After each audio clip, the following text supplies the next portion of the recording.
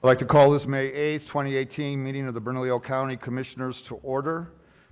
We will begin with a silent invocation, and we would like to recognize or remember Mayor Abraham in our moment of silence, please. And then we'll have the Pledge of Allegiance, if that could be led by the Chavez Karate children. I would appreciate that. So, moment of silence.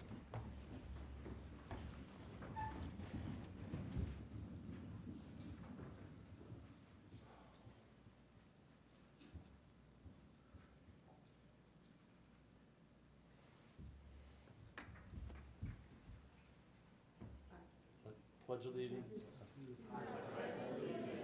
to the flag of the United States of America and to the republic for which it stands, one nation, under God, indivisible, with liberty and justice for all.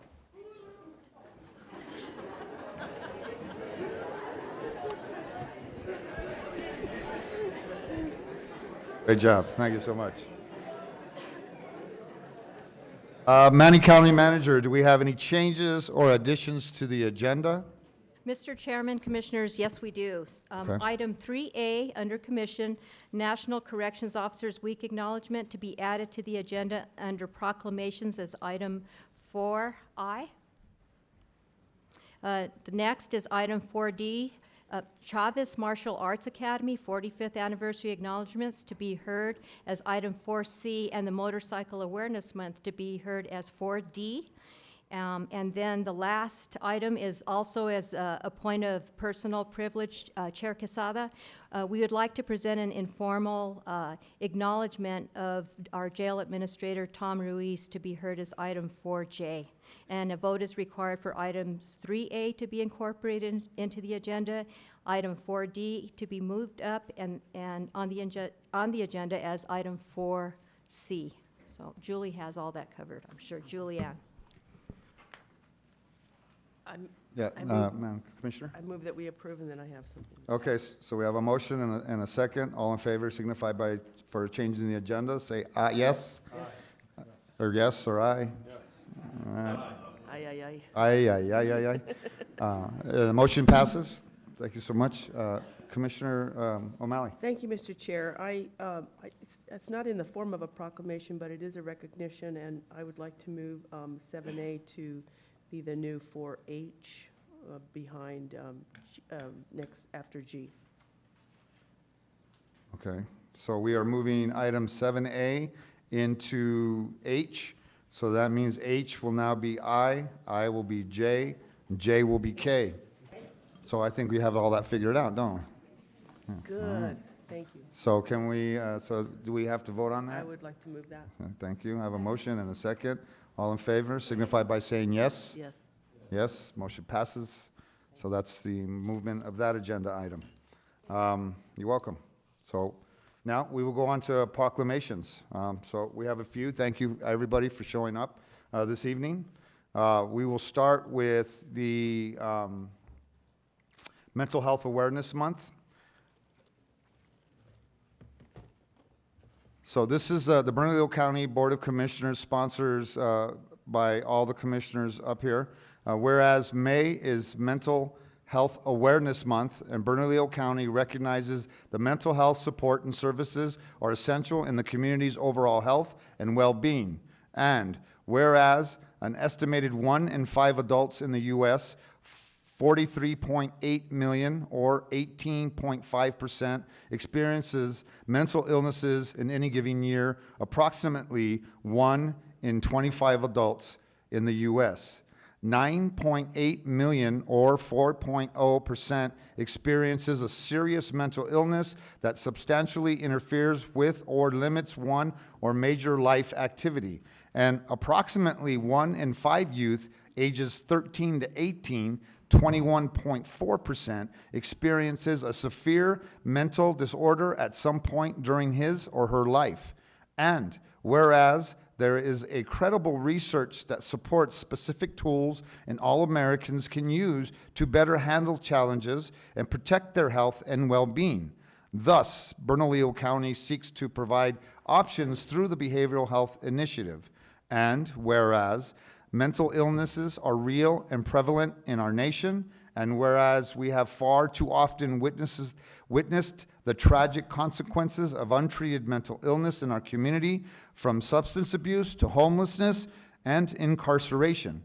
And whereas we seek to provide our community with improved outcomes and to change lives through a regional behavioral health care system, and whereas with early and effective treatment, those individuals with mental illnesses can recover and lead a full, productive life. And whereas each business, school, government agency, healthcare provider, organization, and citizen shares the burden of mental illness and has a responsibility to promote hope, wellness, and support prevention efforts. Now, therefore, be resolved that the Bernalillo County of Commissioners does hereby recognize May 2018 as Mental Health Awareness Month. Done this day, 8th of May 2018 in Bernalillo County, the state of New Mexico. Thank you, Mr. Chair and members of the Commission. I stand proudly with advocates and with members who have staffed our subcommittees, as well as my team here, including my boss, the Deputy County Manager. My other boss is sitting down. But I'm just so proud of where we are. 14 programs already initiated or in place and money allocated. We're getting these monies into the community. We're doing prevention programs. We're not talking about ACEs and reduction of adverse childhood experiences. We're doing them. We're out with law enforcement, making a difference in the community to make sure people are getting the care that they need and make sure they're getting the appropriate care instead of going to jail. We're out making sure that we are doing prevention programs, meaningful prevention programs in school, and we're housing the most vulnerable populations going in and out of the jail and in the emergency rooms. So for that, we thank you. And we're proud to have our third annual event on the 22nd of May, which there will be a ribbon cutting for yet another one of our programs, which will be the Resource Reentry Center that we've all been waiting for. So thank you. So I'm going to go on to the next one, which is the Children's Mental Health Awareness Day. So if you would like to stay there, this is also for you, I believe. And Mr. Beatty has proven that school-based health centers and us working with children who are dealing with, adverse childhood experiences, which is poverty and many different things, at his charter school, and you have really great results. We're very proud of your work. So, this is also sponsored by all the commissioners up here.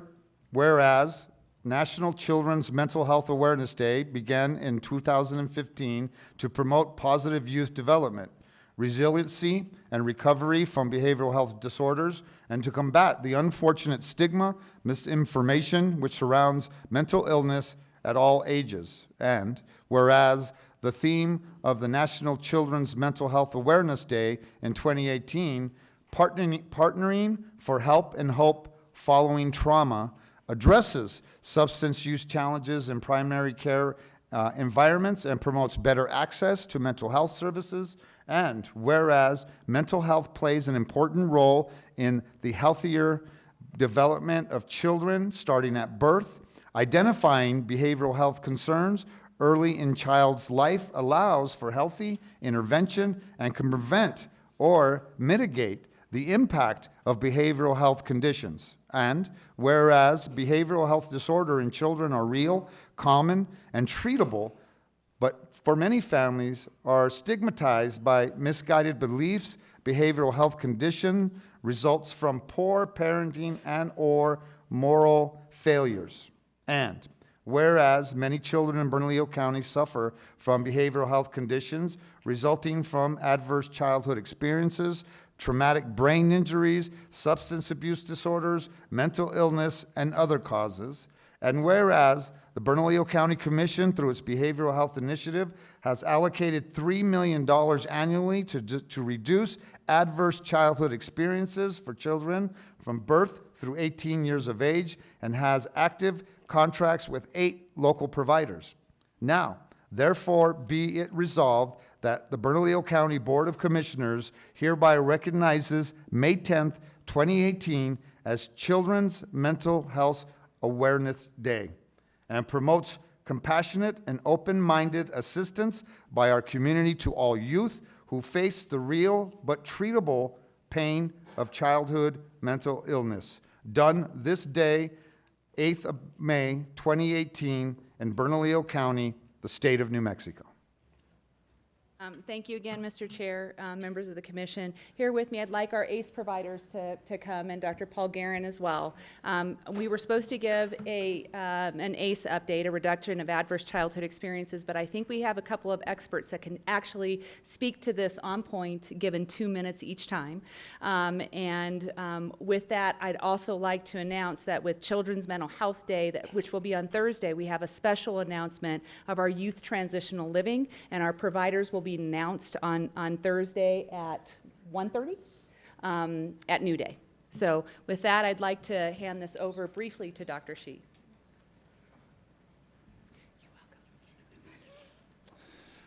Commissioner Quezada, members of the commission, thank you very much for recognizing May 10th as Children's Mental Health Day. I work in the area of prevention of adverse childhood experiences. Commissioner Quezada, as you mentioned, about 1 in 5 children will grow up with significant mental health issues. They grow up in families that often have difficulty accessing services and have difficulty recognizing the impact of that mental health issue. The Adobe program that we started through your funding recognizes that kids have these issues, and the plan is to help kids coming out of youth detention continue with their substance use treatment and behavioral health care past their teen years into their early adulthood, which requires a coordination of the community to provide that ongoing medical home and mental health home for those young people. We think we're going to be effective in reducing recidivism into the correction system, and we think we can help embrace families and improve the overall quality of their life. So thank you very much for your work, and thank you for assisting us in developing these programs. Thank you so much. Okay, would you like to come up here and get your proclamations? Sure would. Okay. Thank you.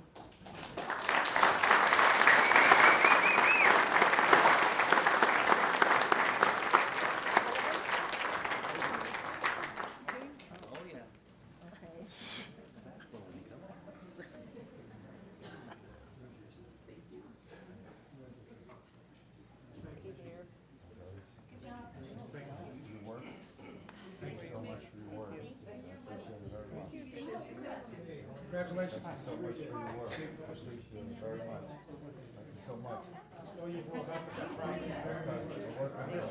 Yeah, okay.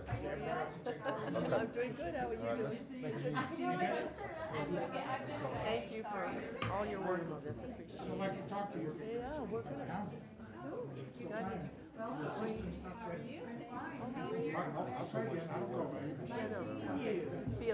You have to buzz. How are you? Doctor, appreciate it.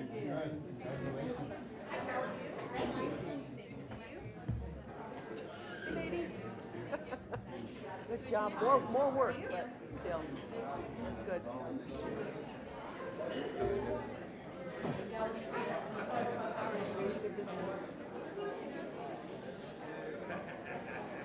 How are you doing? Hey, Greg.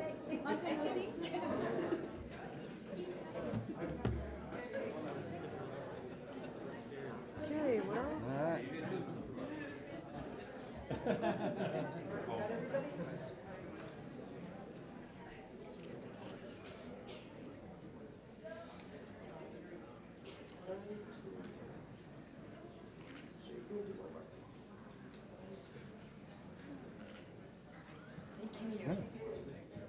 Thank you.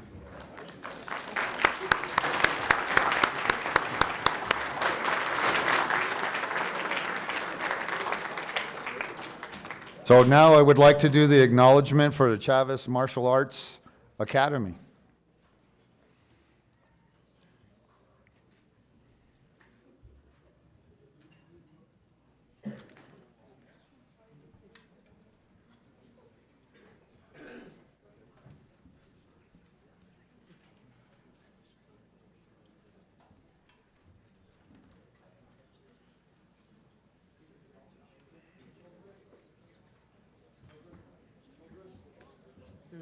on up.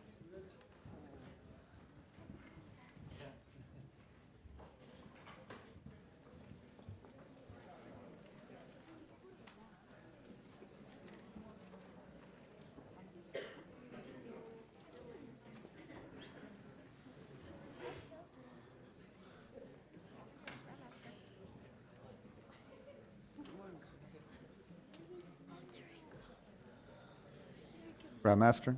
Sir. Okay, I'm going to read this acknowledgement. This is acknowledgement. Bernalillo County Board of Commissioners does hereby acknowledge Chavez Martial Arts Academy, acknowledging Grandmaster Melchor Chavez as a lifelong resident of the South Valley and celebrating his 45th anniversary as teacher of the martial arts, and acknowledging Grandmaster Chavez began his professional martial art career on May 8th, 1973, with the formation of Chavez Karate, now known as Chavez Martial Arts Academy, Inc., and acknowledging he is the owner and chief instructor of Chavez Martial Arts Academy, Inc., a locally operated program designed to develop strong martial arts students who become responsible and civic-minded adults. And acknowledging Grandmaster Chavez has dedicated his life to serving the students and families in his community, guiding them towards personal and professional success, academic achievement, and reaching their full potential. He has served as a mentor, a facilitator, and counselor in his lifelong process and has had a positive impact on thousands of students over his career, now teaching third and fourth generation students and families, and acknowledging Grandmaster martial arts credentials include being a 9th degree black belt in Kajukembo Karate, 3rd level red shirt chief in Doribo Eskrima. Correct. Wow, I said that correctly. Crew or master level in Muay Thai, the national fighting sport of Thailand, and founder of his own world-renowned kickboxing system. And acknowledging Grandmaster Chavez is one of the first martial arts instructors on the mainland to specialize in children's programs, teaching students as young as 3 years old, recognizing the need for early childhood education and development, and acknowledging Grandmaster Melchor Chavez and Chavez Martial Arts Academy, Inc., have contributed thousands of volunteer hours helping people and organizations in need. Now, therefore, be it resolved that Bernalillo County Board of Commissioners does hereby thank Grandmaster Melchor Chavez for his contributions to children and adults, promoting philosophy of manners and respect for self and others, done this 8th day of May 2018 in Bernalillo County, the state of New Mexico, and presented by all the Board of Commissioners up here. Amazing.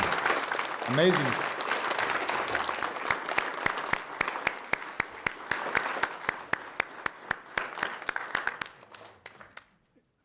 Grandmaster, would you like to say a few words? Quite an honor to be here with you, with all of you, the whole group. I don't know what to say. You know, it's been a great road since 1973. I've worked with several people that have been in this chamber throughout the years, and I'm honored. I'm honored. Everybody says it's all about what I've done, but the community has done a lot more for me. To have the opportunity to work with young kids, you know, that's what keeps me motivated. People tell me, after 45 years, when are you going to retire, Grandmaster? You got to have a job to retire. And I don't have a job. This is pure labor of love. So thank you for your acknowledgement, but it's about my kids, and I thank you. Thank you.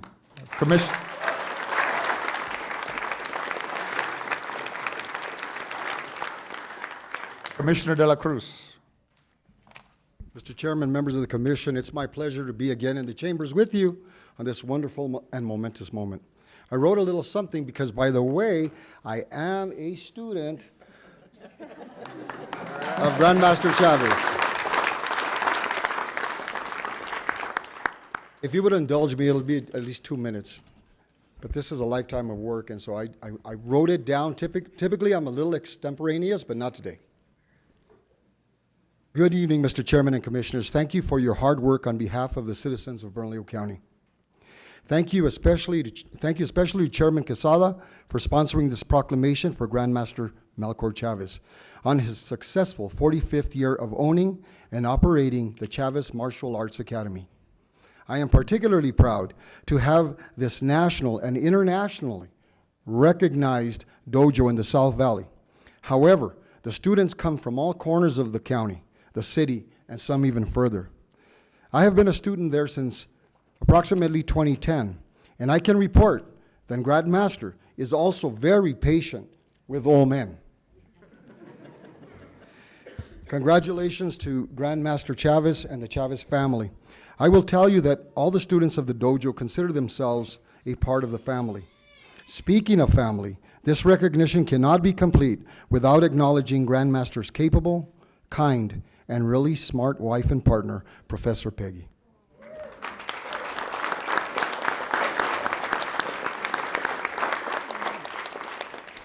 Professor is actually her martial arts title, although she also happens to be a PhD. Two other very important people must be mentioned, and they are Grandmaster and Professor Peggy, two lovely daughters. Angelica? Angelica, where are you at? And Margarita. Margarita is a former South Valley outstanding citizen and a current county employee, and as you know, working successfully in helping move the county's behavioral health efforts forward. What I most appreciate about Grandmaster is multifaceted. First, his deep care and love of all of his students and demands their best. Over the years, he has produced countless local, state, and international champions. Almost every day, he talks about the importance of education and insists on excellent grades from the children and teenagers. Each student, each semester, must bring their report card to Grandmaster for his review and discussion. Grandmaster insists that all students participate in community efforts, and the Chavez Dojo, parents, students, help clean up the South Valley during the annual South Valley celebration. The Chavez Martial Arts Academy is likely the most affordable in the city because Grandmaster insists that if any child wants to participate, they can. Fundraisers are a constant activity for all dojo participants to ensure that all the children can participate in tournaments locally and out of state. I have suggested in the past that they should consider becoming a nonprofit. I will close with what Grandmaster and Professor Peggy have heard me say with great sincerity many times.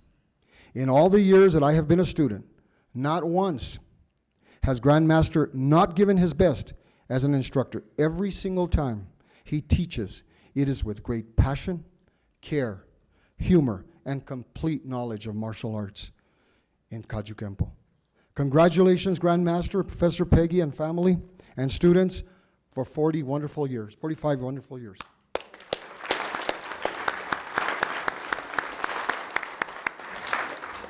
Would you like to come up and get your acknowledgement?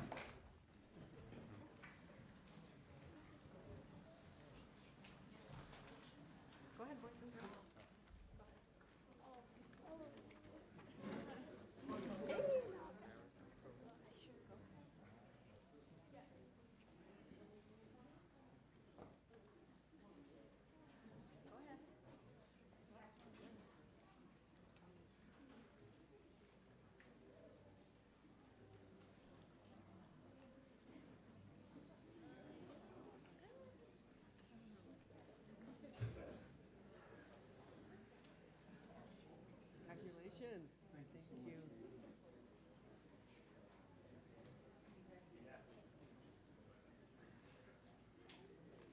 Hey, guys. Let's take a picture. All the little people in the front.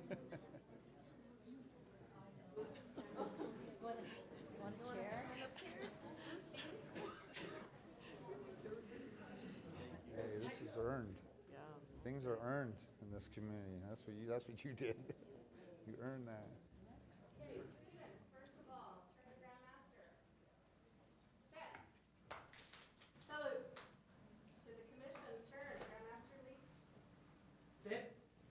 And salute.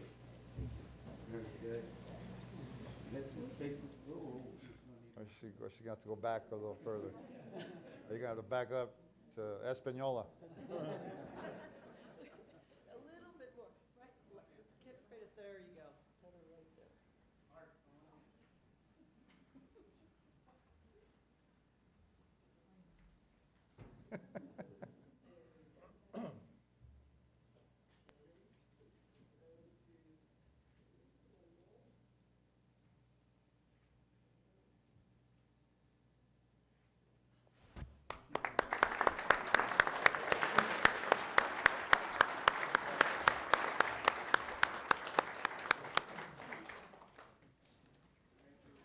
Thank you.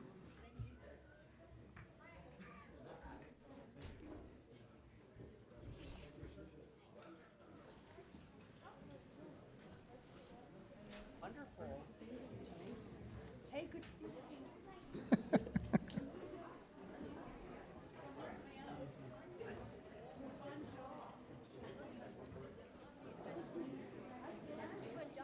All right, we'll now move on to Motorcycle Awareness Month.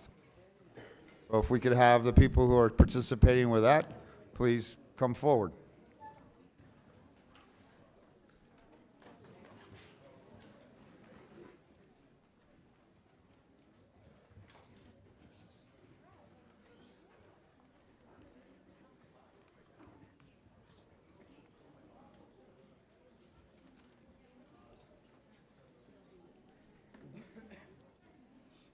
We'll give them a second.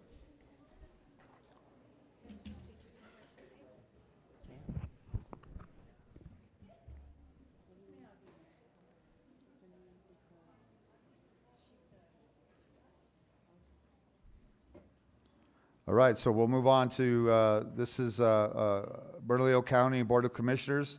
This is also sponsored by all the commissioners up here. This is whereas motorcycles are used as a regular means of transportation for commuting, touring, and recreation in and all around Bernalillo County. And whereas the weather and scenic roadways of Bernalillo County make motor riding a very popular mode of transportation for locals and riders from around the country. And whereas the safe operation of a motorcycle requires the use of an acquired skill development through a combination of training, experience, the use of good judgment, and a thorough knowledge of traffic laws and licensing requirements. And whereas safe riding practices and cooperation from all road users will reduce the number of fatalities and injuries on our highways, and by raising awareness, both drivers and riders will be safer while sharing the road. And whereas, according to the U.S. Department of Transportation, motorcycle facilities have more than doubled since 1997, with a total of 4,976 motorcycle fatalities reported in 2016, accounting for 13% of all motor vehicle crash deaths. Motorcyclist deaths occur 29 times more frequently than fatalities in other vehicles. And whereas 61% of the drivers and 44% of the passengers fatally injured in a motorcycle crash were wearing a helmet, and 58% of the motorcyclist death occurred between May and September. And whereas it is imperative that the residents of Bernalillo County be aware, show consideration, and share the road with motorcycles on the streets and highways, and recognize the importance of motorcycle safety. Now therefore be it resolved that Bernalillo County Board of Commissioners does hereby proclaim May 2018 as Motorcycle Awareness Month, and urges our citizens to be observant, courteous, and knowledgeable about the growing number of motorcyclists on our roadways in order to help prevent accidents, most importantly, to save lives. Done this 8th day of May, 2018, in Bernalillo County, the state of New Mexico. Please. Thank you, Mr. Chairman.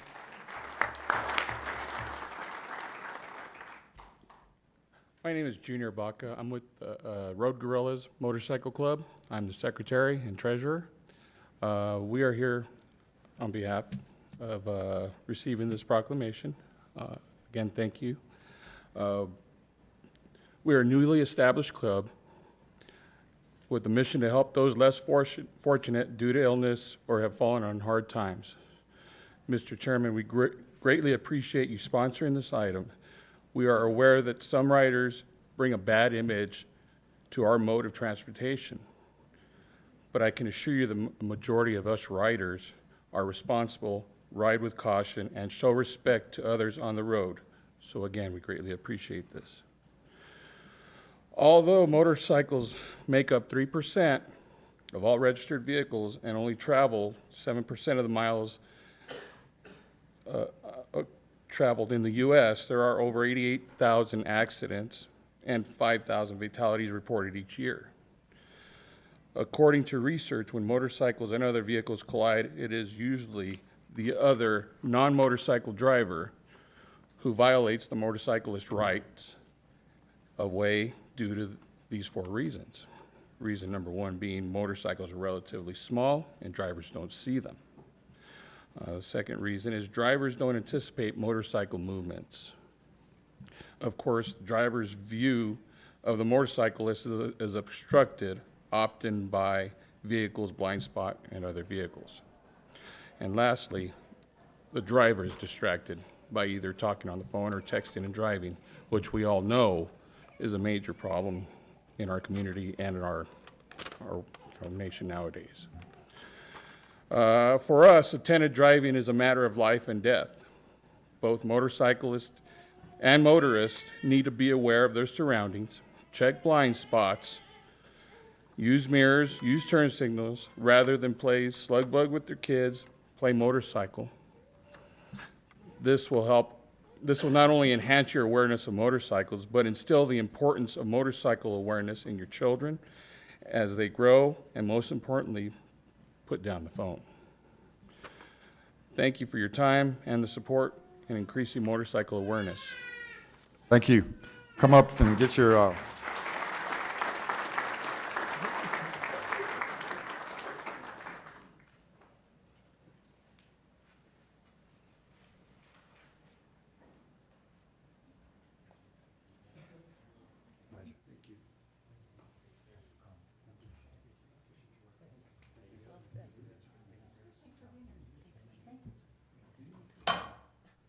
Hey, that happens all the time.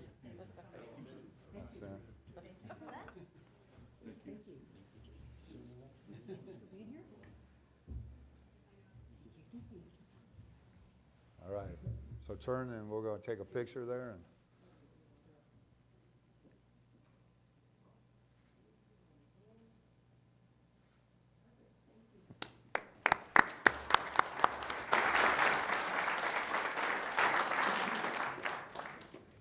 And we'll now move on to the acknowledgement of Paul Cassidy, Commissioner Hart Stebbins.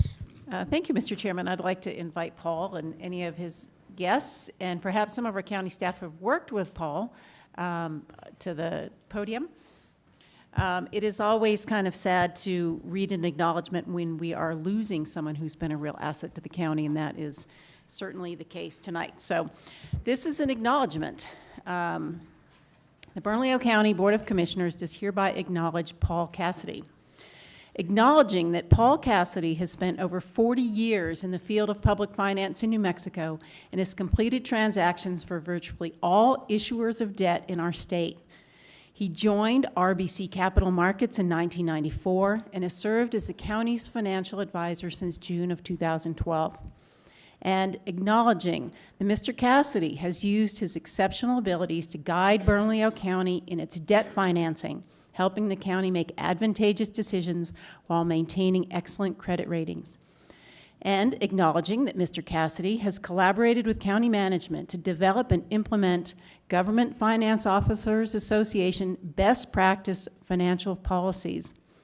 And acknowledging that Mr. Cassidy has employed his expertise to consistently protect the interests of all Bernalillo County residents through his input on the following projects: development of new investment policies and strategies that have increased transparency to taxpayers and investors, development of a long-term general obligation bond cycle strategy that increased biannual bonding capacity while stabilizing the bond debt service tax rate and saving taxpayer dollars, development of fund balance and economic development financing policies, and financial and debt structuring analysis that made possible the purchase of a new county building and Metropolitan Detention Center energy efficiency investments, and acknowledging that Mr. Cassidy's knowledge, expertise, and integrity have made him a trusted resource to whom county leadership could look for objective, measured, and well-reasoned advice on a number of key policy and management issues.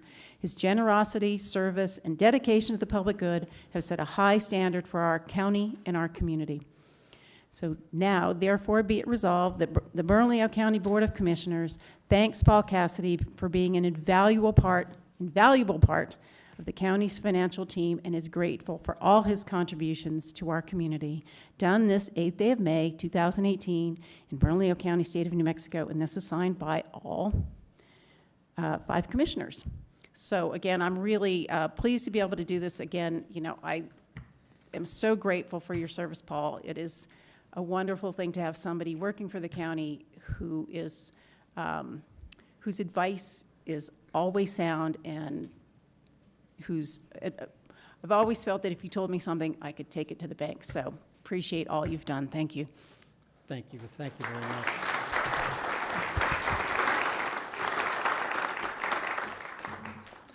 Chair Casada and Commissioner Hart Stebbins, thank you, and members of the commission as well.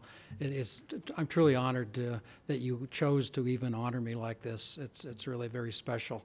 I'm just a consultant, but I've had an opportunity, and I'm really thankful to work for Bernalillo County, the commission, the staff. They've treated me and the staff at RBC Capital Markets like a member of your team. And when that happens, there's just ultimate trust, transparency, and we do the good work. And here, there's a number of people gathered, which I'm thankful for. First and foremost, my wife, Connie, is with me, and she's been my partner for 42 plus years. And I've known her for almost, I shouldn't say this, 50 years. She's younger than that, but she's been my true partner. And I thank her for all she's done to make my career possible. Eric Harrigan is here. He's been a partner of mine for 18 years, and we have 5 to 6 staff members at all times serving New Mexico communities. He's the guy that, as you can see, he has big shoes, and so he will have no problem standing up and representing the county on behalf of RBC. Shirley is here. Shirley Reagan is next in line. She has been a terrific partner for us as your consultant, and she's the person that we work through, coordinate with, and deal with on a daily basis. Thank you, Shirley, and your team. Gosh, there's a lot of team members here that have been terrific under Shirley's auspices. Julie has been fabulous to work for. Thank you, and all of your deputy directors that we've had an opportunity to work with. Tim, Denise are behind you. I now see you. Thank you for being up here. We love working with you. And Jill Sweeney, your bond counsel. Jill and I have known each other for a long time as well, and we've done a lot of work together. Again, I'm honored, and thank you for you taking the time to even think about doing this. And look forward to seeing you in the community. We're not going anywhere. We'll be around. So thank you.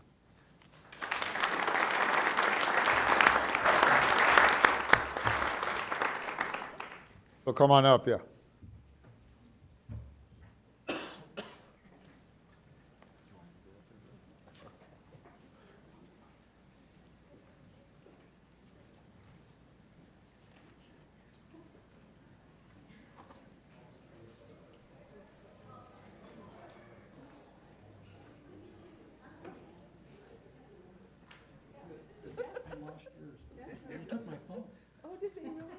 No,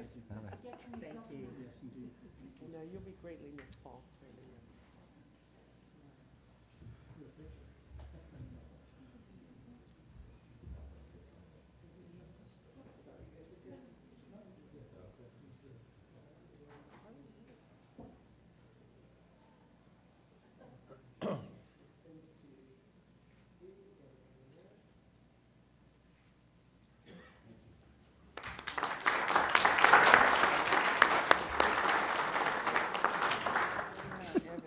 Okay, so now we're moving on to the basketball 3-on-3. So if you'd like to step forward, please.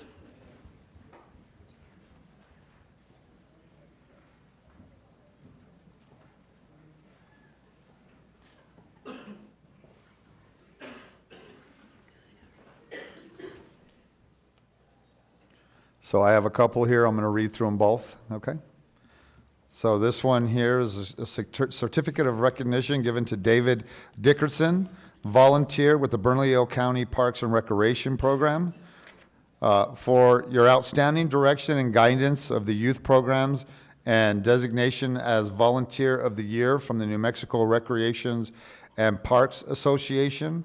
As a member of the Bernalillo County Parks and Recreation Basketball Program, you have directly and substantially contributed towards a safer, healthier, and more inclusive community. Since joining the county 6 years ago, you have coached 9 different teams. During the winter of 2017-2018 season, you gave your time to mentor not 1, but 3 different teams. While training all of your teams, you devoted 6 hours of practice for each team. Additionally, you spent your Saturdays traveling the county to each team's game for a total of 10 games per team per season. I'm already exhausted. Coach Dickerson, you provided a fun and safe environment, helping kids boost their confidence, attend school with dignity, be prepared to learn, love to play, and succeed. Thank you for your service to the Bernalillo County Parks and Recreation Program and the development of a better program for Bernalillo County community. Presented this day, May 8th, 2018. So if you want to say something real quick, David, you can. Mr. Chair and members of the commission, David could not be here tonight, but Parks and Recreation is accepting this award on his behalf. So thank you for the acknowledgement. We do appreciate it. And he's done a great job for the county, volunteering many, many hours and many, many years for us on his own time. So thank you. I think he's at practice now, is what it is. That's exactly it. So this next one is a certificate of recognition given to the members of the Bernalillo County Parks and Recreation 3-on-3 program for your outstanding direction and guidance of a youth program for the year from Program of the Year for New Mexico Recreation and Parks Association. As a member of the Bernalillo County 3-on-3 basketball program, you have directly and substantially contributed towards a safer, healthier, and more inclusive community. This was demonstrated in the many Friday nights you spent providing mentoring, educational, and employment opportunities and life skills training to enable at-risk youth to resist the temptations of drugs, gang involvement, and crime. In addition, you provided a fun and safe environment, helping kids boost their confidence and attend schools with dignity. Be prepared to learn, love, and play, and succeed. Thank you for your service to the 3-on-3 basketball program and the development of a better programs for Bernalillo County community. Presented this day, May 8th, 2018, signed by all the commissioners up here. So thank you so much.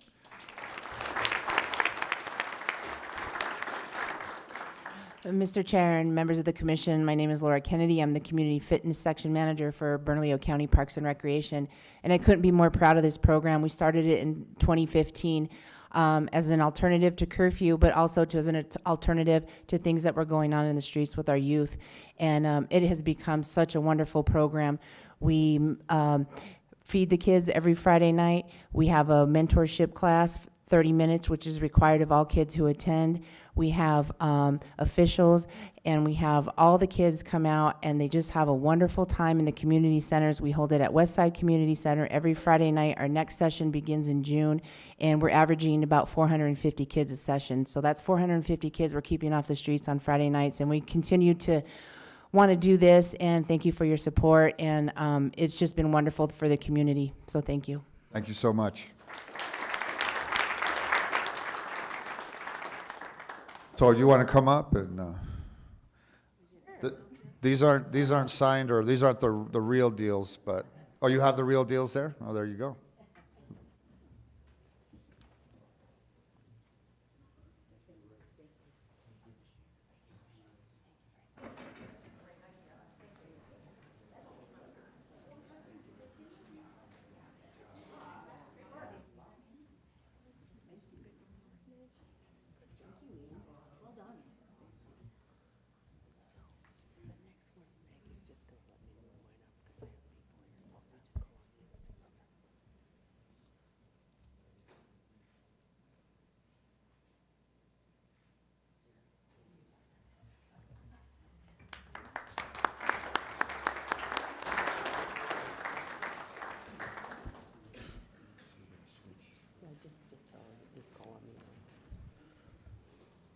Commissioner O'Malley, would you? Thank you, Mr. Chair. I'd like to, I guess we've had many acknowledgements and presentations, and I do want to recognize a group. This is called FLAG International Foreign Student Exchange Program, and with us today is the local coordinator, Crystal Baca, and a couple of the students who are participating in the program. And I just think it's important. I mean, there are a lot of folks who watch TV, and there's folks out here who may be interested in a program like this. It's, I think it's very important. So Crystal, welcome, and thank you for coming. Thank you so much, Commissioner. I want to introduce the kids behind me. We have 4 different countries represented here today. We have Montenegro, we have Ukraine, Brazil, Kyrgyzstan, but FLAG actually works with 50 plus different countries to bring exchange students here for the purpose of bridging and combining cultures. It's a cultural experience and really teaching the importance of it's not right, it's not wrong, it's just different. And really finding that understanding of each other from the U.S. to all these other countries. FLAG is a wonderful organization. It was founded in 1989 by Mazi Cunha, who was a Brazilian exchange student himself, who didn't at first have a very good experience, but thought it was still important. And I think it's important to do that through our youth, especially because these are our future. And these kids our kids here in the U.S. get to experience different cultures and really have an eye-opening experience on that. It's not right, it's not wrong, it's just different. And these students, the same thing with American culture, and they get to take that back to their countries and be ambassadors for that as well. I'm gonna let a couple of them talk and share their experience, because I think that's gonna be very impactful. But like Commissioner O'Malley said, we are currently looking for host families for the coming year. So please reach out to FLAG. It's a FLAG International. You can go on the website. You can also email me personally at cbaca@flag-intl.org, and I'd love to help you out and give you more information on it. Hello, my name is Daniela, and I'm from Montenegro. It's a small country on Balkans, and you may have heard of it as a part of former Yugoslavia. My experience here was really amazing, and I really want to thank whole town of Albuquerque for being such an amazing host community for us. As our way of saying thank you to the community, we've done a lot of volunteering hours. I've done over 100 volunteering hours over a course of 8 months. It's been a really amazing experience of sharing my culture and as well learning about American culture. And as a kid, I wanted to go on exchange, and all for me it was, oh, America. But as it actually happened, I realized it's way more than just that. It's learning, and it's really personal growth and growth of people that you're surrounded with. So I'm really grateful, and I really appreciate all efforts that everyone has put in this program, and it's been really important for me to realize that people from other parts of the world are still people, and there is no much difference between us. It just helps bridge cultures. So I would like to say thank you to town of Albuquerque for my amazing host family, for my amazing coordinators, my organization, State Department, and my family back home who supported me. Thank you. Thank you.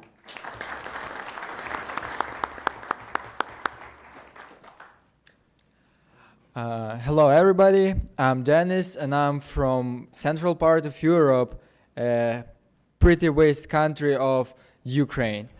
I think Ukraine is not really discussed pretty often on social media and just news and radio because of situation with Russia, but I think our situation is gonna get better soon, and this program, it just makes us see world wider. So it makes us think of things differently and realize that, okay, I lost what I wanted to say.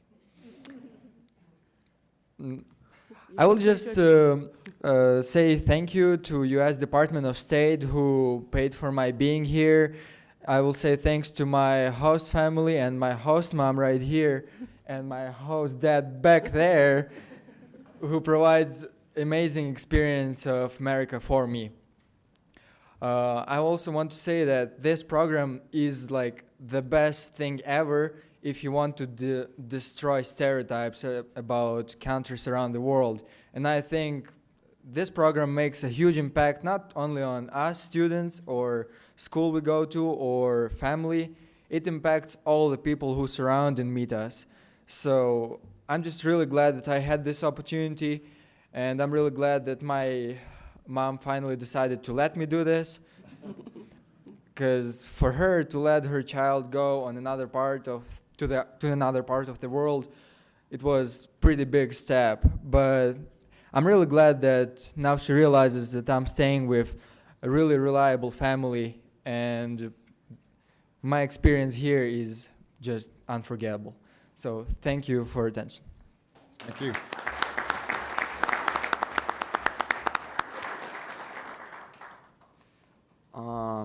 I really like to say thank you for everything that everyone has done for me.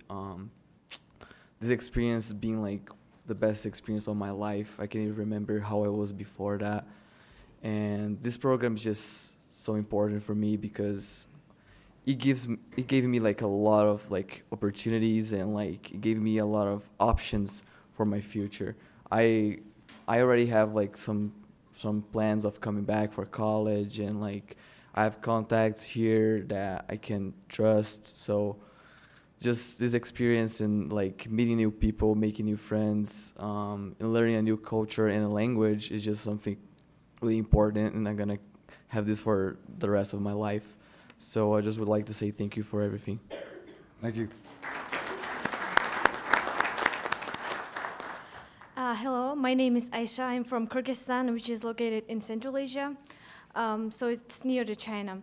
Well, this exchange program was really important to me because it provided a lot of new experiences and new changes, not only me, also to my host family and to all people who was around us.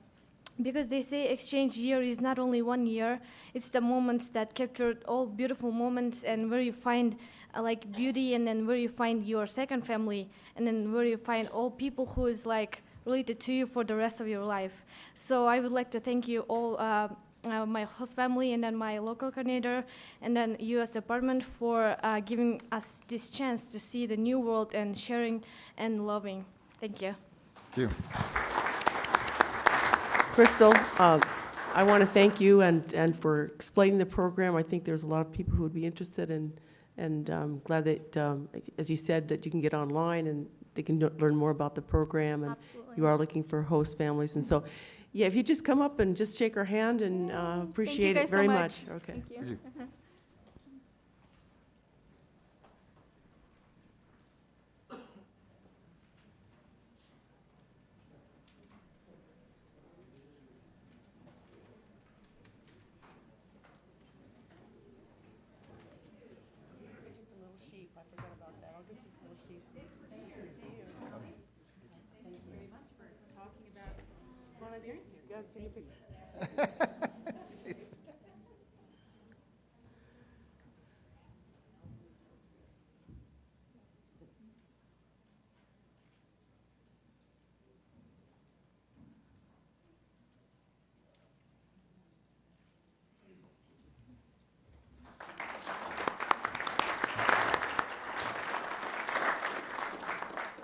Commissioner Hart Stebbins.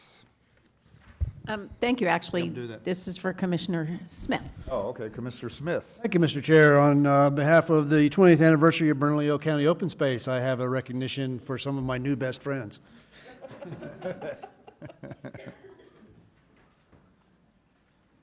Mr. Commissioner and Mr. Chair and other members of the Commission, this is an acknowledgement. The Bernalillo County Board of Commissioners does hereby acknowledge Bernalillo County Open Space.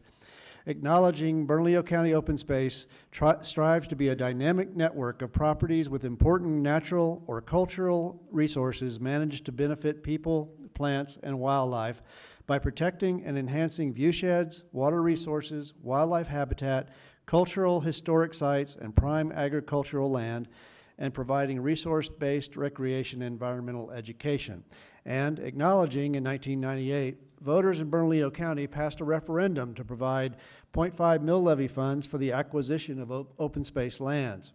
Shortly afterwards, the first open space properties, Ojito de San Antonio, Durand, Pajarito, and Sabino Canyon, were purchased in 1999, and acknowledging that in 2014, the community showed its widespread support for open space once again by approving a 0.2 mill levy for 15 years. And acknowledging that more than 675,000 residents of Bernalillo County have access to the 17 open space properties and the program offerings to include Grow the Growers, Backyard Farming, East Mountain Interpretive Series, and the nationally recognized Master Naturalist programs, to name a few. And acknowledging the hard work and experience of the staff of Open Space and their dedication to the citizens and the lands of Bernalillo County. Now, therefore, be it resolved that the Bernalillo County Board of Commissioners conveys its sincere gratitude to Open Space on its success and dedication to the people of the great county on this, the 20th anniversary of Bernalillo County Open Space, done this 8th day of May 2018 in Bernalillo County, State of New Mexico, signed by all the commissioners. Thank you. Thank you.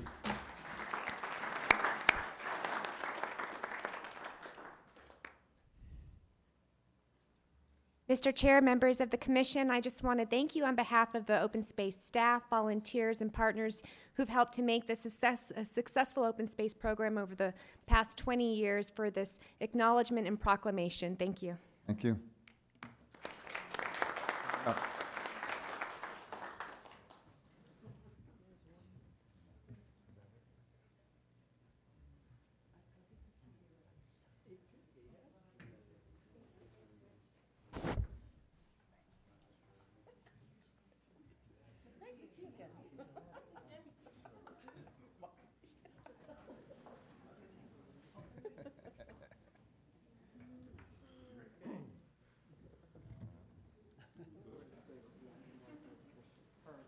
There you go.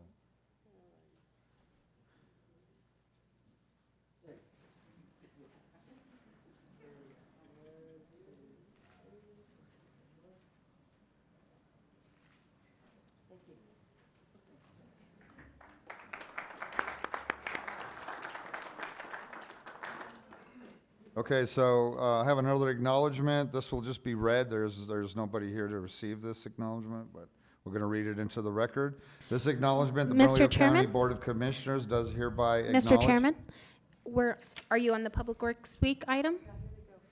Oh, there they are. Well, I want you to come over here and read the note on this. So there is no recipient here, and just to read it. So I did the right thing, and it's on record. I have it on TV now. Look. Welcome. So here's an acknowledgement. For the Bernalillo County Board of Commissioners does hereby acknowledge National Public Works Week, May 20th to the 26th on 2018. This year's national theme, the power of public works, gives voice to the impact that many facets of public work have on modern civilization. Those facets range from water conservation efforts to disposing of solid waste, to building roads, stormwater systems, and multi-module trails, to removing snow on roadways, and to ensuring the safety and maintenance of our fleet and facilities. The tireless effort of the 243 Burnco men and women of this important sector design, build, operate, and maintain the county's public infrastructure. Public works professionals make a vital contribution every day to the communities, and not only this county, but in the counties all across North America. The Bernalillo County Board of Commissioners acknowledges National Public Works Week 2018 and proudly salutes and thanks our public works professionals for their quiet dedication and indispensable influence on our daily lives. Thank you.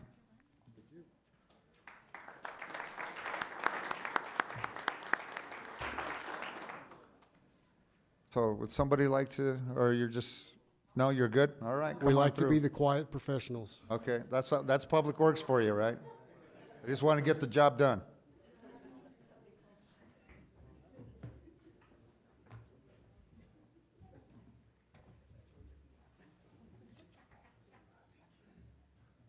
Congratulations. Good job. You guys are doing a great job. Great job. Okay. Good job. Great job. Like in front of the board.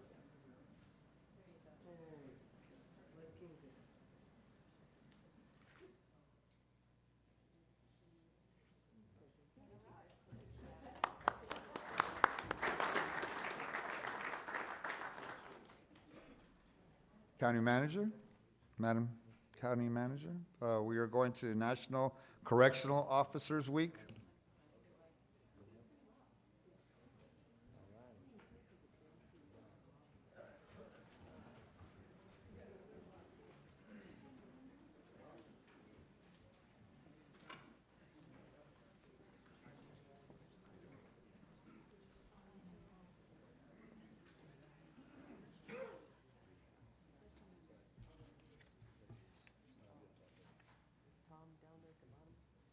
Oh, yeah, Tom, yeah, Tom Reese. Yeah, so it's after this. Oh, I know.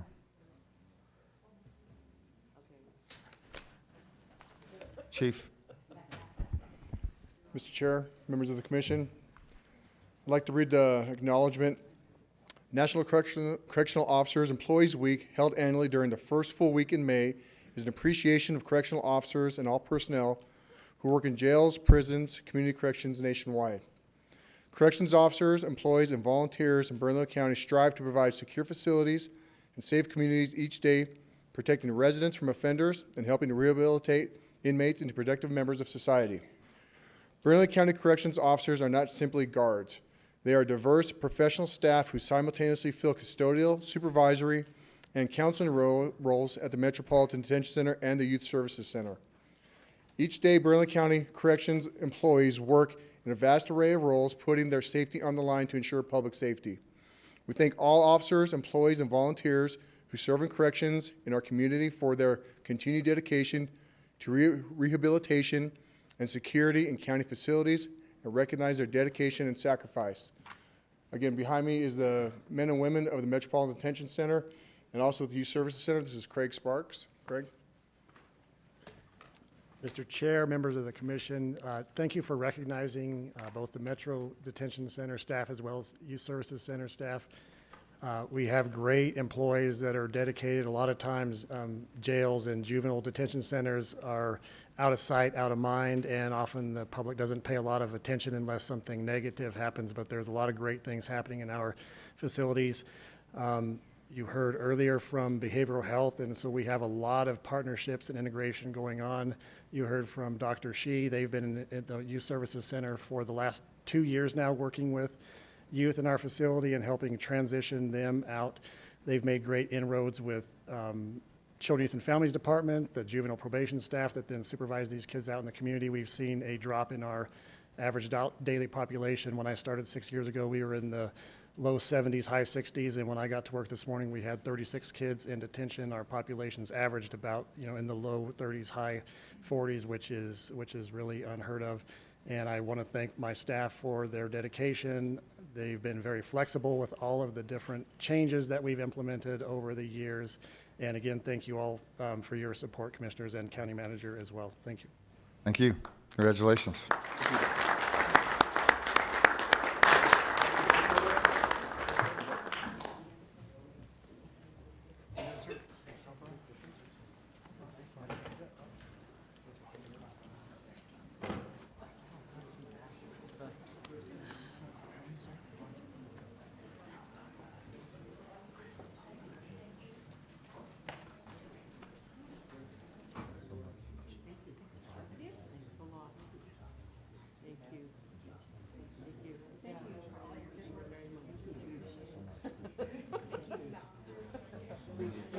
Okay, I don't know what's going to happen right here. Okay. Thank you so much. Yeah. I got to do baseball shot.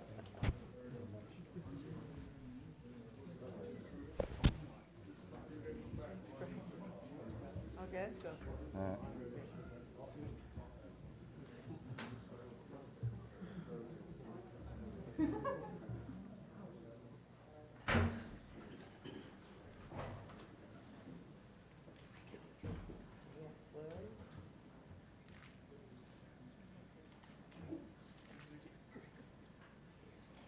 All right.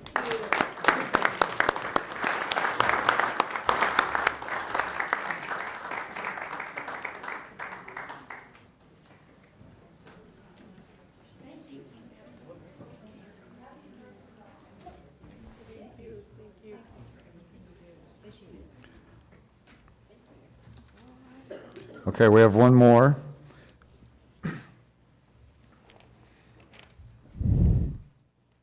And yeah, you want me to read it, right? Okay. Okay, so this is an appreciation to Thomas Reese. With our greatest appreciation, we hereby present Thomas Reese with, we appreciate your guidance and support to the staff at the Metropolitan Detention Center.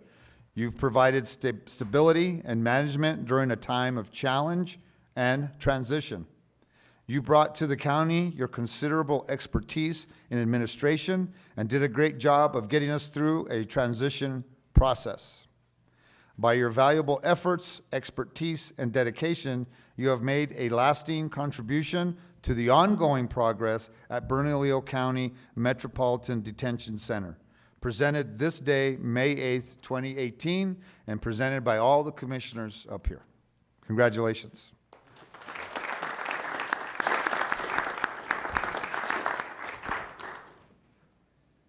Commissioners, Mr. Chairman, Commissioners, when I was appointed as county manager almost 3 years ago, one of your priorities was the Metropolitan Detention Center. And one of the first things that I did, because I knew it was so important to you all, was to put it directly underneath the county manager. And so the next thing that I did is I called this man here, Tom Ruiz, who I've known for probably over 30 years, who taught me so much about the criminal justice system and budget. And honestly, I don't think I would be where I am today if it wasn't for Tom believing in me. And so I, in turn, believe in him and trust him. And he came in and just gave us the guidance that we needed to move the institution forward. And we agreed that we were going to find a good MDC chief, and we found a great one, but not without Tom guiding us. So I just want to thank him for everything that he's done for me personally and for Bernalillo County and for our citizens and for the MDC. Commissioner Hart Stebbins. Thank you, Mr. Chairman. Tom, I just can't tell you how much I appreciate, and I'm sure I speak for all the commissioners, your willingness to come out of retirement and take on that task. I mean, running the jail, I think we all recognize, Chief Reese, I'm sure we all know how difficult that job is. I mean, it's a little city out there, and just all kinds of challenges. And I just want to thank you for, I mean, only someone who was really committed to this community would step up and take that job. So during your tenure, I think you really started a new commitment to professionalism and ethics. I know you've been leading the work on helping us come into compliance with the McClendon litigation, which has been a huge issue for this commission and for this community over the last, 20 years? And just thank you for keeping the place running. Again, you've done a great job. You know, I've seen changes during the time that you've been there that have been really impressive. So thank you. And again, we're just grateful for all you've done. Commissioner Talbert. Thank you, Mr. Chair. I just want to say thank you, Tom, for your offering of sort of guidance and stability during the time of change. And my 6 years, I've already witnessed, Chief Reeves will be our 4th chief in my 6 years. So thank you to you for stepping up and being out there and being willing to take on a task that, when you come out of retirement, sometimes, most of the time, you want to try to do something easy. Well, you came out of retirement and said, hey, why don't I just go try to run MDC? Jesus.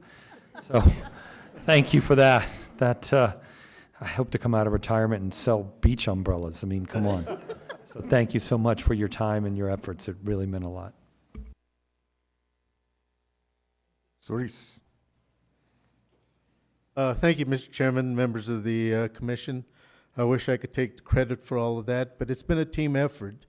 We've had a lot of support, not only from the commission with your patience and understanding, but also the county manager giving me the opportunity to serve the community again, and also the deputies of the county manager.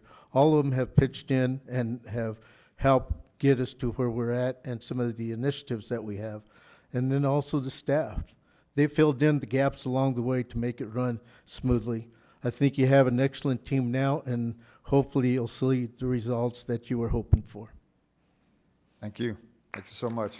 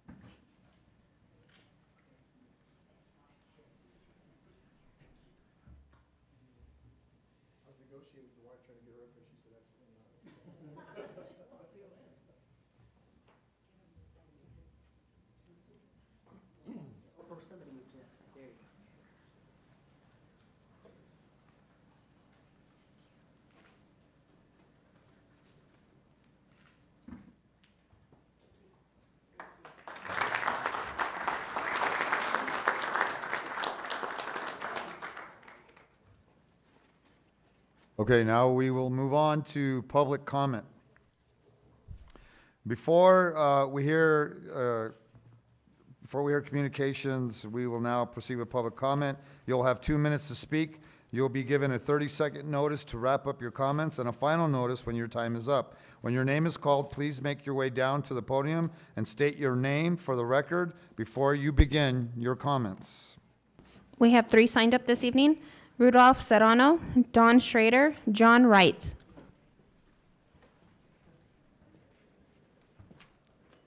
Good evening, Commissioner Quesada. Congratulations to Commissioner Smith. We live in a very dangerous city, in a very dangerous county.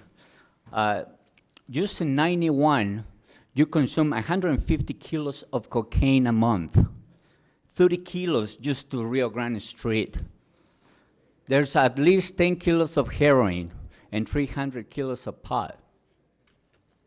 Plus, you have 1,500 every week crossing here to Chicago, New York, and we supply the whole United States.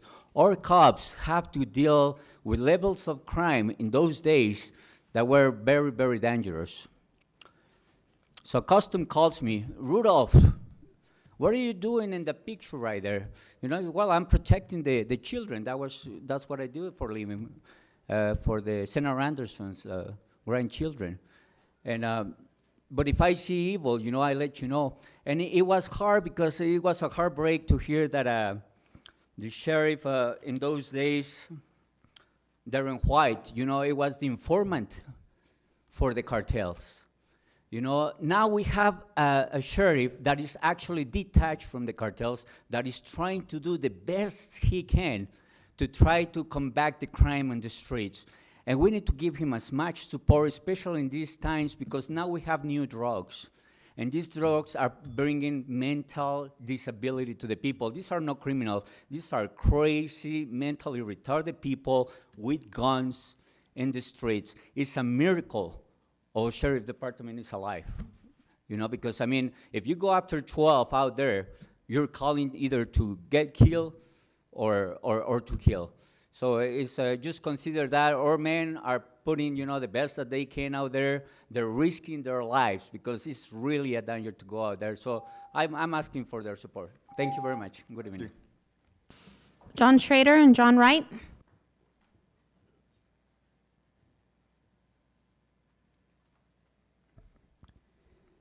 Don Schrader. I strongly compliment many Jews in the United States and in Israel for publicly damning the Israeli government's brutal oppression and mass murder of Palestinians.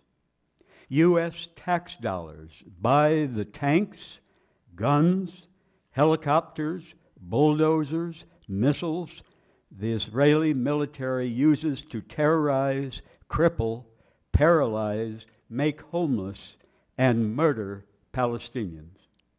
The Israeli military has killed hundreds of Palestinian boys and girls and has wounded thousands. The U.S. empire has also supported for decades corrupt, bloody dictators in Egypt, Jordan, Saudi Arabia, in order to control the region because of USAN's addiction to oil. I support peace and human rights for all people in Israel and in Palestine. Revenge and more violence are not the answer for Israelis. Revenge and more violence are not the answer for Palestinians. I have paid no U.S. federal income tax for 39 years. I refuse to pay for Israel to rob, torture, and massacre Palestinians. I have ridden in no car for 17 years, greatly reducing my use of oil. I support the nonviolent campaign to boycott Israel and to remove investments there. I know of no Israeli Jew who would prefer living as a Palestinian in the West Bank or Gaza. Thank you. John Wright. Hello, Mr. Chairman, members of the commission. My name is John Wright. I am a teacher and an administrator with a special program out of Rio Grande High School in sustainable education, sustainable agriculture. I wanted to speak to item number G, the acquisition of the property. I'd like to introduce Erica Guido, who is a new agricultural teacher at Rio Grande High School.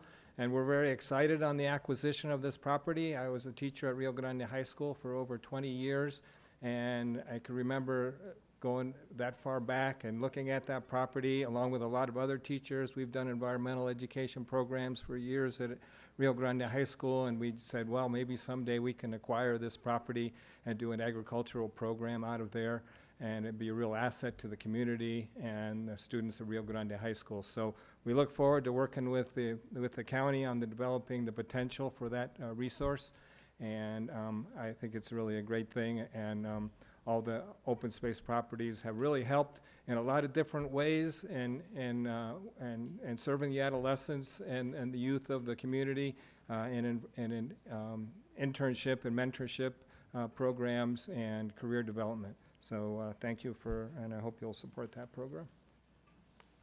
Thank you. And that concludes public comment. Okay. So we will now go to 7B, study and current standard operating procedures regarding pursuant and use of force for Bernalillo County Sheriff's Office deputies update. Is that County Manager?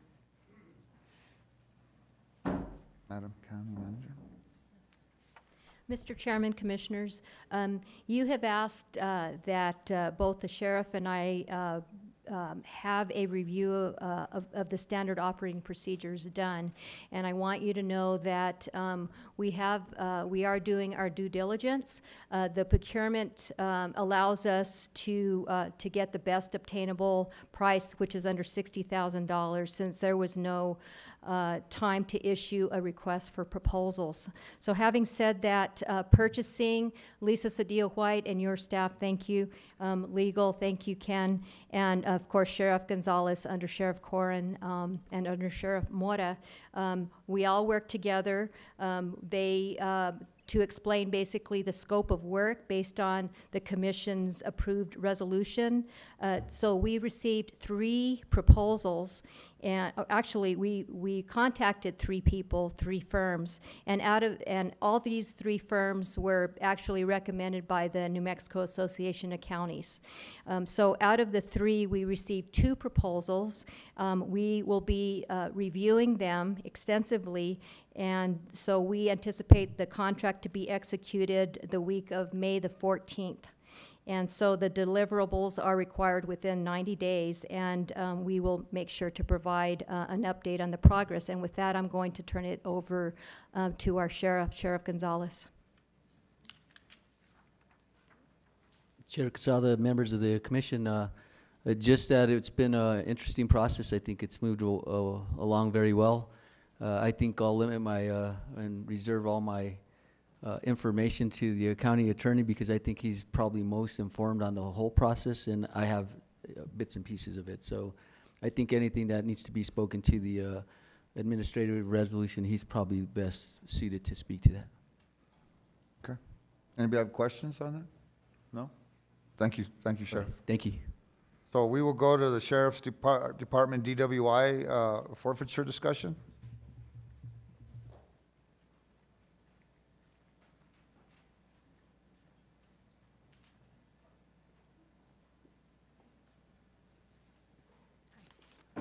Good evening, Chairman Quesada, members of the commission. My name is Jessica Randall. I'm an assistant county attorney. I've been here for about 18 months. And part of my duties and responsibilities, I'm sorry if I'm not speaking into this, I was handling the DUI forfeitures while the program was still happening. April 9th, Sheriff Gonzalez did issue a memorandum suspending the program in response to a March 30th, 2018 memorandum of opinion issued by Judge Browning in the U.S. District Court. And so I'm just here to sort of answer some questions and fill you guys in as to why that program was suspended. Essentially, though, there's 2 issues, legal issues, that DUI forfeitures are being faced with right now. One is a preemption issue. So Article 10, Section 6 of the New Mexico Constitution, as we all know, allows municipalities to govern itself unless it's expressly prohibited by a state statute. And the New Mexico Forfeiture Act potentially does that. It potentially preempts the DUI forfeiture programs in the state of New Mexico by a 2015 amendment that basically intends to only have criminal forfeiture, not civil forfeiture. So that would mean that a DUI program could have there could be forfeiture for a DUI program if it was part of a criminal conviction. Thank you. I've been sitting here listening to all these proclamations. And although as a trial attorney for a number of years, this is a little bit different. So I've been running it in my head, all the things I want to spit out to you, but let me slow down. So what the New Mexico Forfeiture Act would potentially say is that it would do away with all sort of civil DUI forfeiture and only permit forfeiture to occur if it was simultaneous with a criminal conviction. So right now, the city of Albuquerque has a case on appeal before the New Mexico Court of Appeals, City of Albuquerque versus Espinoza, that would have our appellate court make that decision as to whether the New Mexico Forfeiture Act does in fact preempt these civil DUI forfeitures. The other issue is before Judge Browning in U.S. District Court concerning whether these types of programs violate the 14th Amendment from for various issues, which I'm happy to get into, but those are the sort of two main issues that our program is being faced with right now, and I think Sheriff Gonzalez very intelligently consulted the legal department and halted the program, waiting the outcomes of these appellate decisions.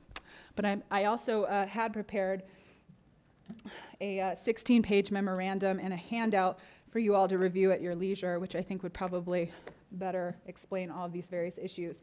The other attachment that I have to provide is some data concerning the last, from 2016 through 2018, of the number of vehicles we've seized in our program, the types of dispositions, so on and so forth. So here's the second handout. Okay. Mr. Chairman? Yes, Commissioner Hart Stebbins. Thank you, Mr. Chairman. So let me ask you a question. Our ordinance allowed seizure pre-conviction. Chairman Cansada, Commissioner Stebbins, yes, ma'am, that is correct. Was there any issue that the legality of that?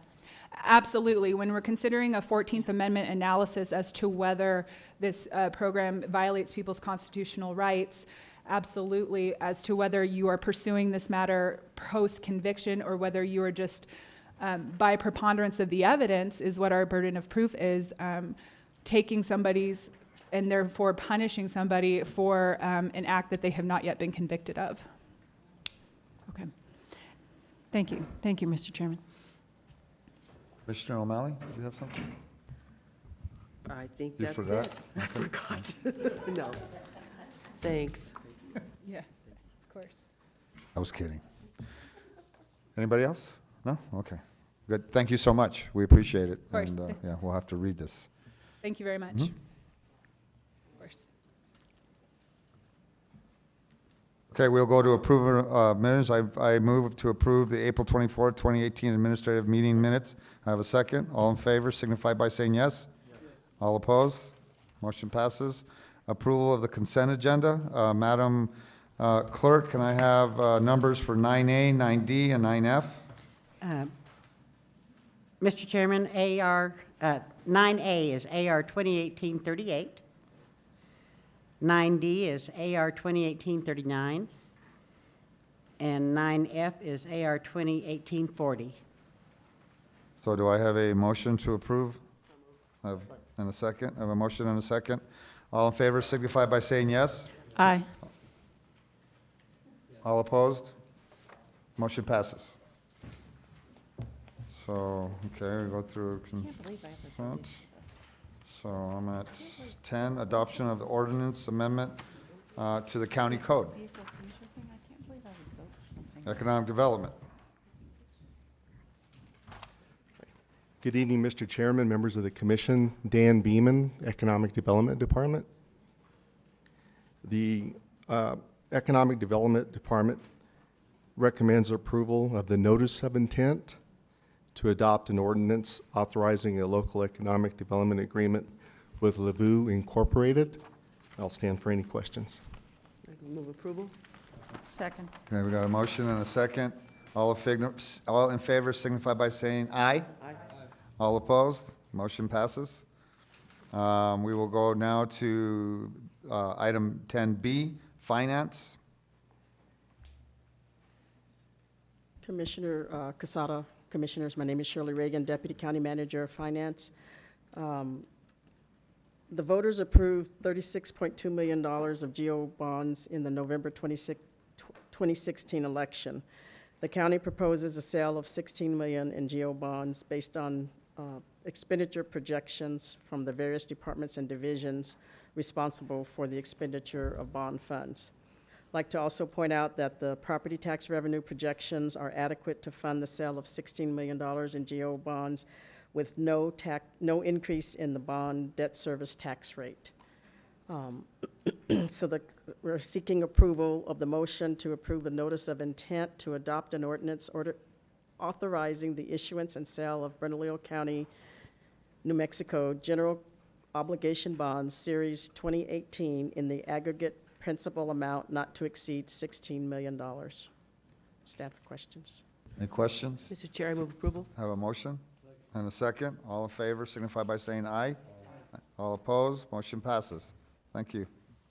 We'll move on to item 11. No, we're going to go to item 13, which is discussion, behavioral health, 13A.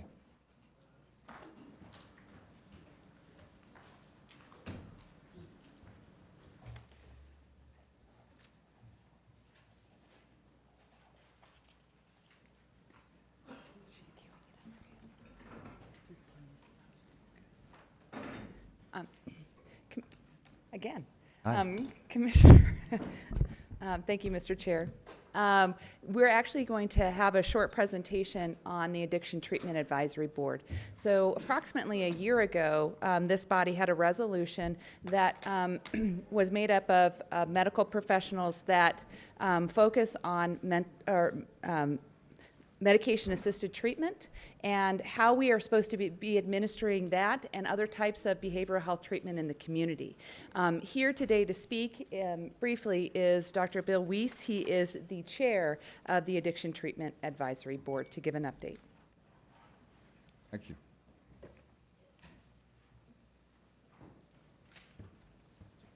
The ever famous. I have a brief PowerPoint. Is that going to be coming up? It's coming. Okay. Thank you. Bill Weiss, Mr. Chairman, Commissioners. Brief presentation. We're about a year into our existence as the Bernalillo County Addiction Treatment Advisory Board. I am the chair. This was created under administrative resolution in March of 2017. We're an advisory board staffed with medical professionals and addiction specialists to make recommendations for services related to addiction treatment and harm reduction.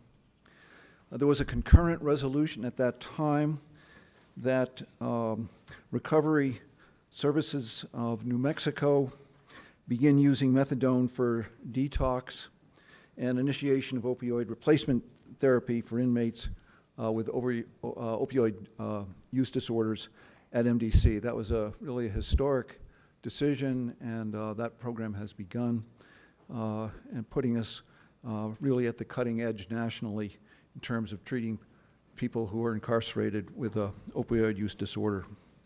So we've been having monthly meetings since then, since last spring.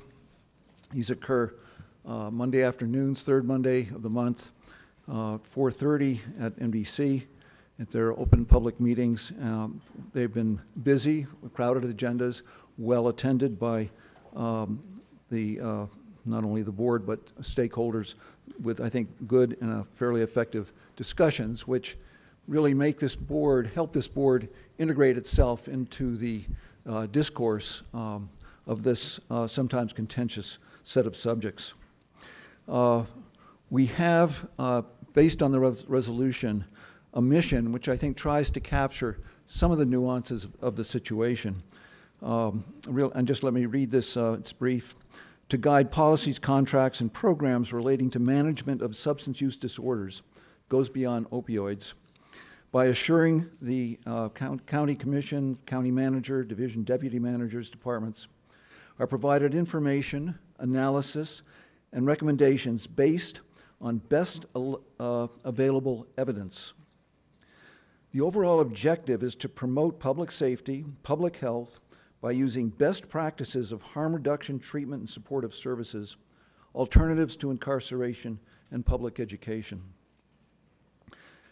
Taking into account that the management of substance use disorders will include consideration of social determinants as well as biological, medical, and behavioral dimensions. It's further recognized the complexity and chronicity of these disorders require long-term follow-up. The goal is not just to have services, but ultimately to make individuals who are afflicted with these disorders try to have the best chance of achieving remission or recovery. The ultimate unit of analysis are the individuals. And that requires programs, but that analysis ultimately is transcendent. We're composed of 8 members. Soon to be 9. Thank you for your I think it was 7B, 7A, which you proved already. Current members are listed. I'm just going to mention their names. Their affiliations are adjacent.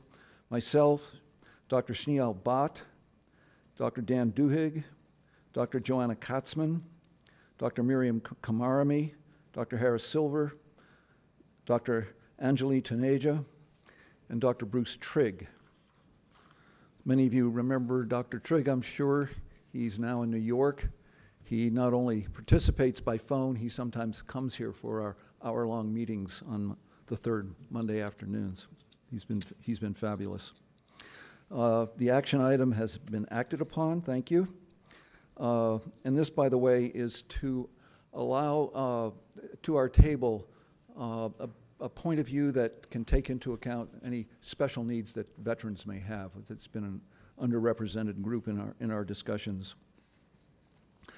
A sampling of the issues that we have addressed. During the spring and summer, we worked with Dr. Paul Guerin to develop validated receiving screening forms for MDC. This is important to get a validated form to identify people who need additional assessment at the moment they arrive at MDC. This process currently exists. We have upgraded the component dealing with, particularly with issues of drug use, but also other risks, including suicide risk and things of that sort. This is a major step. It's been developed. It's solid. It works in terms of it's doable. Has not been implemented because it's a digital form, and that step has yet to happen. We've worked with Dr. Evan Baldwin regarding the phase-in of the methadone induction at MDC. Again, that began in November. It's been successful. We can discuss it, or it's certainly starting out successfully, with excellent support from the MDC administration, Tom Ruiz and others, as well as CCS, the medical contractor.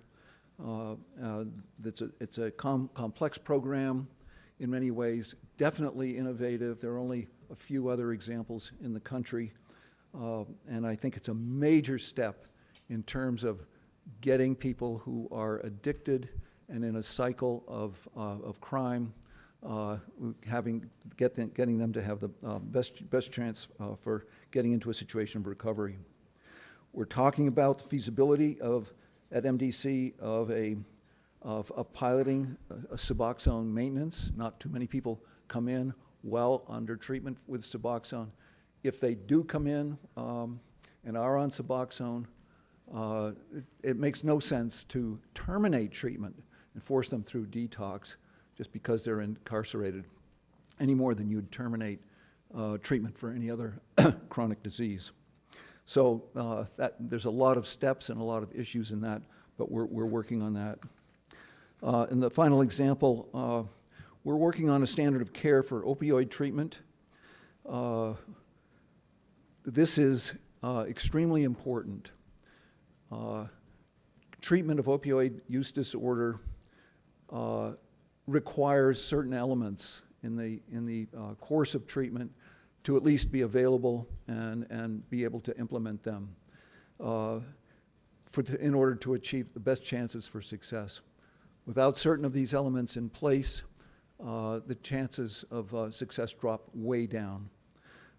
So getting a standard that we can agree is a standard, recognizing that it can't always be implemented because of resources and infrastructure are still trying to build those in order to achieve these standards. That said, we have to be aiming towards a standard in order to get effective care. One of the things we're working on right now, pending, is looking at the expansion of MATS to take on a much more central role in the whole behavioral health initiative in terms of crisis stabilization, psychiatric promoting the treatment of drug dependency. This would be huge steps forward for MATS. It's a central facility, and there's the opportunity to give it a key role in pulling services together which don't otherwise exist for major segments of the population. Another thing we're discussing, piloting a safe drug injection facility. Probably as recently as a year ago, this would not even be politically a discussable item. Now people are beginning to recognize that these programs available generally in other countries, in fact, have taken major steps to reduce deaths and give people a chance to inject their drugs safely. It sounds a little odd to say that, but this also gives them a chance at getting into recovery, and it also helps in many dimensions of the community. Looking a little bit further ahead, some things that we really need, one thing we really need to move on is the implementation of the electronic receiving screening form.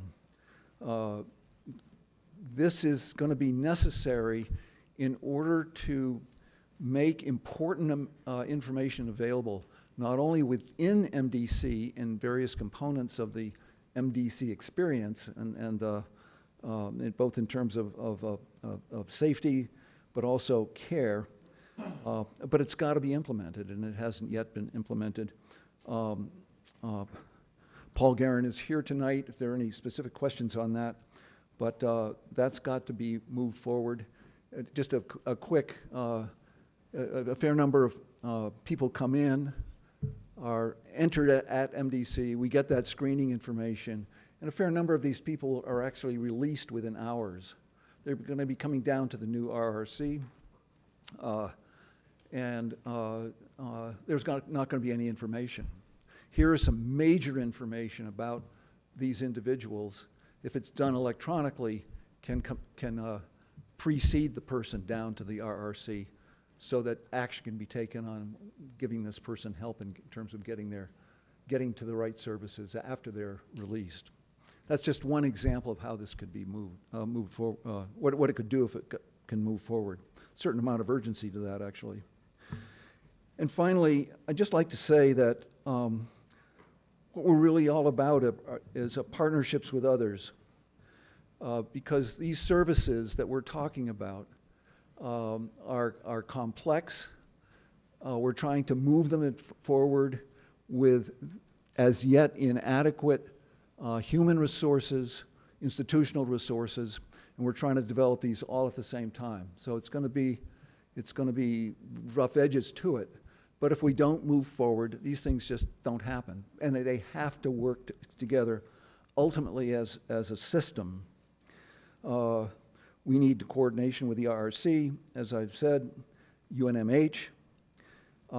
We need to work with the judiciary in order to get, these people are going through parole, for example. People are in, there's a whole group of people in pretrial services. So there needs to be an interface there of, at a minimum, of understanding and dialogue to avoid problems. Ultimately, to build a system of care and support based on evidence that works. So if there are any questions, I'm available. Took me a few minutes longer than I thought. Commissioner Talbert. Thank you, Chair Quesada. Medical cannabis, where does that fit in this continuum of opioid treatment? I've been seeing a lot of that lately. Dr. Sanjay Gupta did a 5-part series on it, and I really believe that that is a path to removing this addiction to opioids. What are your thoughts, Dr. Weiss? Well, of course, we have medical cannabis in the state, and your question, Commissioner Talbert, is really, does medical cannabis have a role in the treatment of opioid use disorder? There is evidence that it does. That evidence is based on sort of macro views of people who get on it, and if you look at those circumstances, there seems to be some mitigation of opioid usage. That is suggestive, it points in a direction. That is not a level of scientific epidemiologic establishment of the relationship exists, whether it's a causal relationship when you get to the point of making recommendations about medical care. So I would have to say it's weak evidence, positive but weak. Is it enough to be actionable? In terms of the way things like the FDA manages drug treatment of what's a drug approved for, we're certainly a long way from that. Whether the programs could go forward, nevertheless, really becomes a political issue. So that's as best as I can do. I do not have expertise in that area. Well, it's just unfortunate because obviously, as a Schedule I drug, it cannot be researched. So therefore, its effects and how it can get FDA approval, if you will, to support something like this would need to get research approval, which means it needs off schedule. So yeah, it's a big circle. I got it. Okay. Thank you for your insight. Thank you. Any more comments? No? Thank you so much. We appreciate it. Okay. Oh, we'll go on to Parks and Recreation. Open Space Mill Levy Annual Report.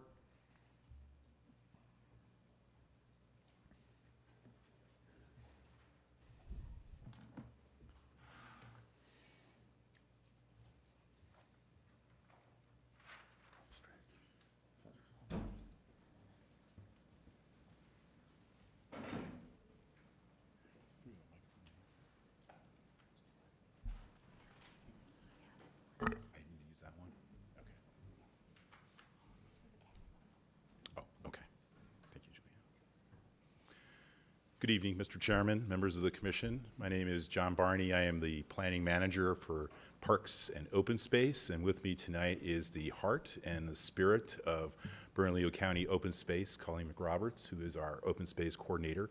And together, the two of us are going to tag team the annual report on open space. Next. In 2014, the voters voted for our 2014 mill levy, which provided a source of funds for operations and acquisitions in county open space. According to the mill levy resolution, we have a certain amount that's set aside specifically for acquisitions. That's 1.35 million, and the rest is to go to operations, improvements, and other programming, et cetera, for the open space. Next, please. So this is our current open space system. There's 1,148 acres that we maintain currently. There are 17 properties, 5 of which we were classifying as urban open space. There are an additional 5 open spaces that, 4 open spaces that we have supported or played a very key role in. The most notable of those is the Valle de Oro Urban National Wildlife Refuge and the Los Ranchos Agri-Nature Center, Agro-Environmental Center. During fiscal year 2017, we used the 2016 mill levy funds in order to purchase the Arenal Open Space Phase 2 and Phase 3. And since that time, we've been working on a group of projects, both through acquisition and through adoption, which is a kind of an internal transfer process. So we're making certain properties that are already owned by the county into open spaces. And those include the Sandia Ranch property, which is in the North Valley, the Stark Open Space, which is an acquisition, the Davidson property, which is that center image, which is an inholding in the CDO Ridge Open Space, and then lower right is the Arenal Open Space, and of course tonight you voted for the Phase 4 of that project. And then the lower left is Paradise Hills, the Basalt Hill Open Space, and then there's a 6th one which is not shown here, which is the Tijeras Open Space. A really huge accomplishment from our perspective was during the last 2 years, was the completion of the Bernalillo County Green Print and the adoption by the members of the commission of that Green Print to provide guidance for all future acquisitions of open space using the 2014 mill levy funds. A key part of the resolution was the adoption of an open space acquisition process by which staff would actually review a potential project that was recommended to be reviewed and then provide a recommendation to the county manager and through her to you all on the commission. This is the breakdown of the open space budget. It includes, of course, the $1.35 million that was earmarked for acquisitions, and then the remainder is set aside for county staff salaries, for county staff that are involved in open space, and also a substantial sum that's used for programming, for maintenance, and improvements to public open space. And that concludes my piece, and I'm going to tag Colleen. Thank you for this opportunity, Mr. Chair and members of the Commission.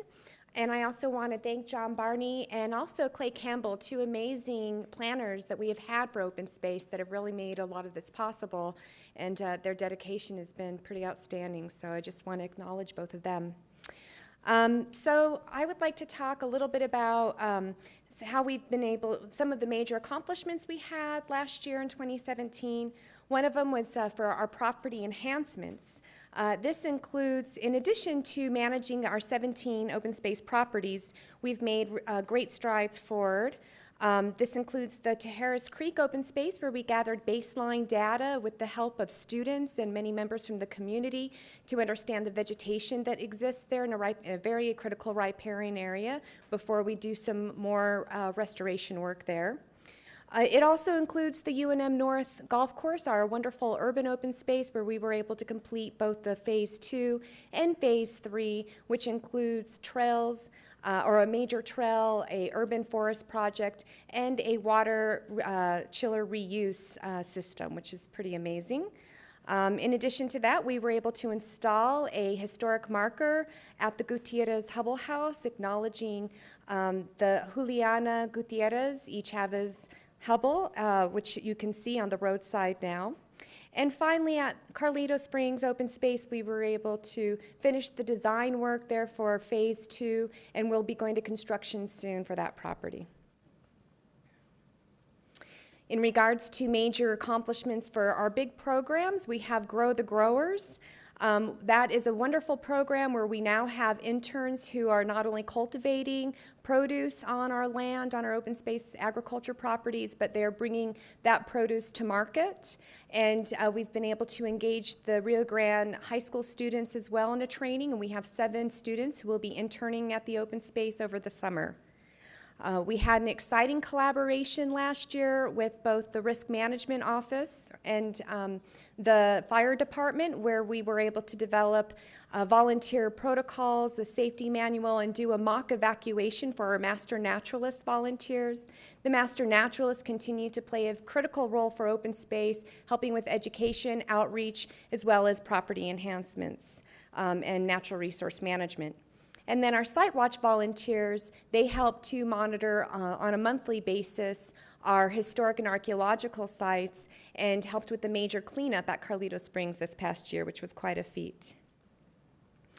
We continue to grow the open space events and offerings, public offerings. That includes youth activities and field trips. Every year we do this through amazing partnerships that we have through people like Cottonwood Gulch Expeditions, Talking Talons, Youth Leadership, Ciudad Soil and Water Conservation District. These folks have helped us to reach out to numerous youth, over 8,000 students, whether it was through direct support of those programs or sponsorship like the Bosque Ecosystem Monitoring Program.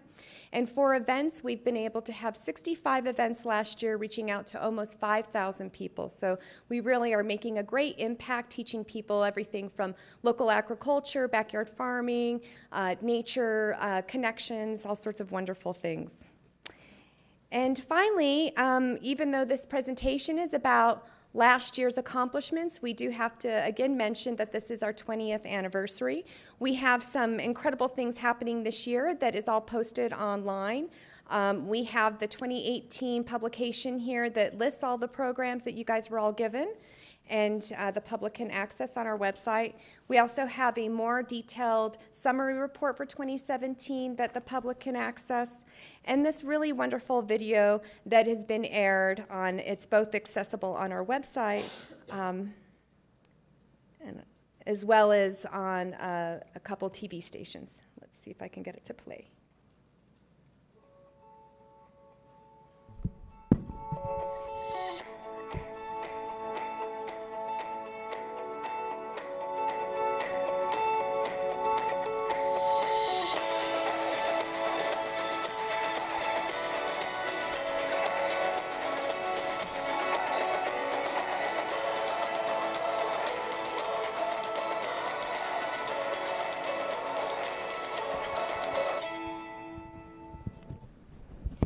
So thank you again for all of your support, and we'll just open it up if you have any questions. Do we have any questions?